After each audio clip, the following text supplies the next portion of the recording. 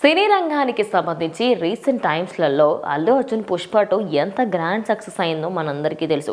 అయితే ఇది సంధ్య థియేటర్ ఘటన తర్వాత మాత్రం చాలా విషాదంగా మారిందని చెప్పుకోవచ్చు. అయితే రీసెంట్ టైమ్స్లలో మనం ఎక్కడ చూసుకున్నా కూడా ఇది రేవంత్ రెడ్డి కక్ష సాధింపులే చేశారని ఇలా ఎన్నో వ్యాఖ్యలు వింటూ వస్తున్నాం.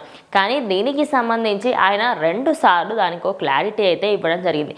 ఒకానొక టైంలో ఒక ప్రెస్ మీట్లో మాట్లాడుతూ ఆయన మాత్రం ముఖం పైనే చెప్పారు, అసలు నాకు ఆయనకి ఎలాంటి విభేదాలు లేవు, నేను గవర్నమెంట్ రూల్స్ ప్రకారంగానే నేను ముందుకు వెళ్తున్నాను అని రేవంత్ రెడ్డి చెప్పడం జరిగింది. అదే కాకుండా మళ్ళీ ఇంకొకసారి కూడా రామ్ చరణ్ని అదేవిధంగా అల్లు అర్జున్ని నేను చిన్నప్పటి నుంచి చూశాను, నేను వాళ్ళతో పాటు తిరిగాను, వాళ్ళు నా ఇంటికి వచ్చేవారు అనే విధంగా ఆయనైతే కొన్ని చెప్పడం జరిగింది. ఈ మాటలు విన్న తర్వాత మరి అంత సాన్నిహిత్యం ఉన్నప్పుడు ఆయనని కాపాడుకోవాలి కదా.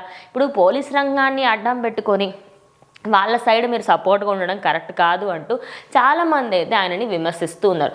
అయితే దీనికి కూడా ఆయన ఒక చెక్ పెట్టారని అనుకోవచ్చు. ఎందుకంటే ఇప్పుడు రామ్ చరణ్ని అదేవిధంగా అల్లు అర్జున్ని అల్లు ఫ్యామిలీతోని ఆయనకి అల్లు స్నేహారెడ్డి తరపున కానివ్వండి, లేకపోతే అల్లు అరవింద్ సైడ్ నుంచే కానివ్వండి, ఆయనకైతే మంచి రిలేషన్సే ఉన్నాయనుకోండి. అటు రియల్ ఎస్టేట్ పరంగానే కానివ్వండి, లేకపోతే టీపీసీసీ అధ్యక్షుడిగా ఉన్నప్పటి నుంచి కూడా ఆయనకంటూ ఒక హోదా కూడా ఉంది.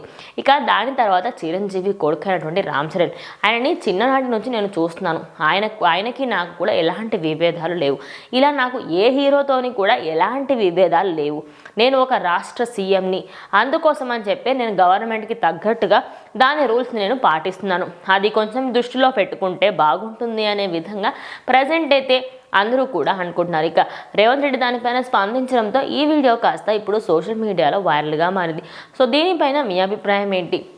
ఆయన కావాలని చేయించారా, లేకపోతే కక్ష సాధింపులు ఏమైనా అనుకోవచ్చా, లేదు ఇవన్నీ పక్కకు పెడితే గవర్నమెంట్ రూల్స్ ప్రకారంగా ఆయన ముందుకు వెళ్తున్నాను అనుకోవచ్చా? మీ అభిప్రాయం ఏంటో కామెంట్ చేయండి.